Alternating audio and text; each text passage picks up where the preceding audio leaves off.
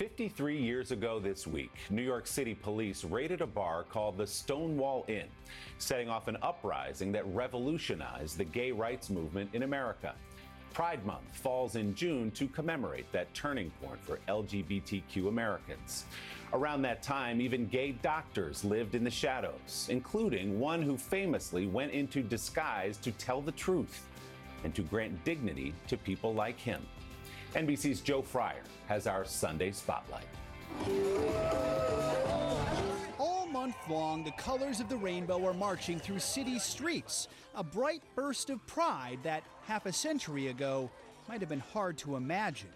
Gay people want to be themselves, flirt, hold hands.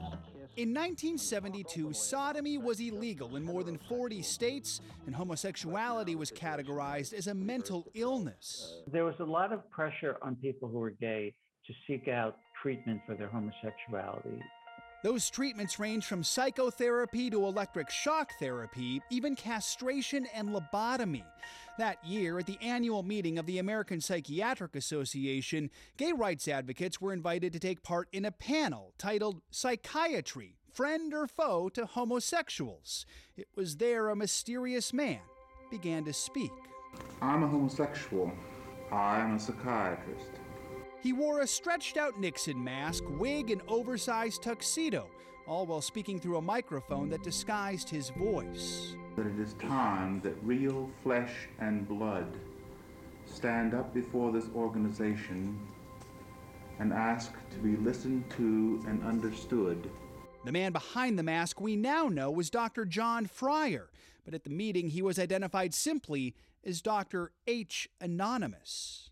Because if John Fryer had gotten up on that panel without a mask and without a disguise, I think it's fair to say he would have had his medical license revoked, because it was unthinkable for a gay person to be working as a psychiatrist as of 1972. Filmmaker Bennett Singer co-directed the documentary Cured, which tells the story of the campaign to remove homosexuality from the manual of mental illnesses. Fryer's point was, this diagnosis was so much more than a set of words in a dusty medical manual on a shelf. It was affecting people's lives. In the 60s, Fryer had been fired from a residency because he was gay. This is the greatest loss, our honest humanity.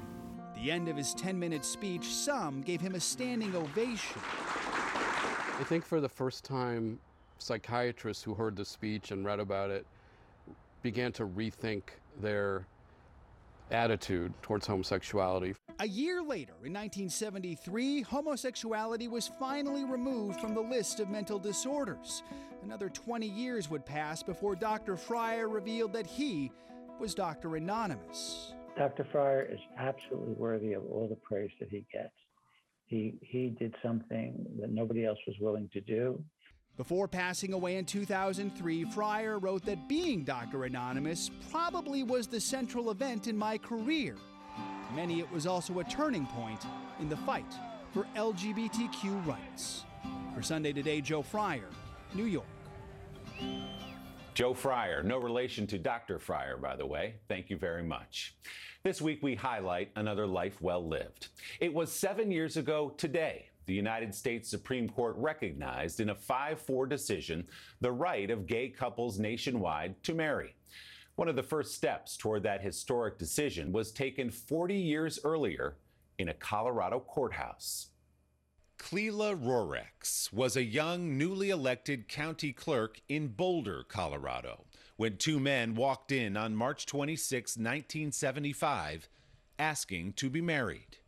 David McCord and David Zamora had been denied that request at a courthouse in Colorado Springs. Boulder was their next try. Rorex saw nothing in the law that prohibited the couple from marrying, a reading supported by the local assistant district attorney. So Rorex issued the marriage license, the first ever for a gay couple in Colorado and one of the first in the United States. As word got out, the marriage and Rorex's act of granting the license helped to galvanize the gay rights movement across the country. Rorex issued 6 marriage licenses to gay and lesbian couples before the state attorney general put a stop to it. with a less generous reading of the law.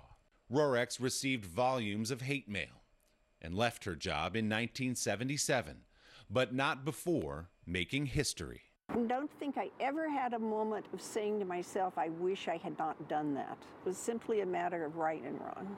The courthouse was added to the National Register of Historic Places, and a plaque was placed there in 2018 to commemorate Rorex's granting of that first marriage license.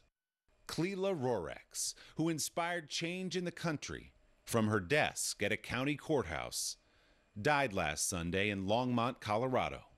She was 78 years old.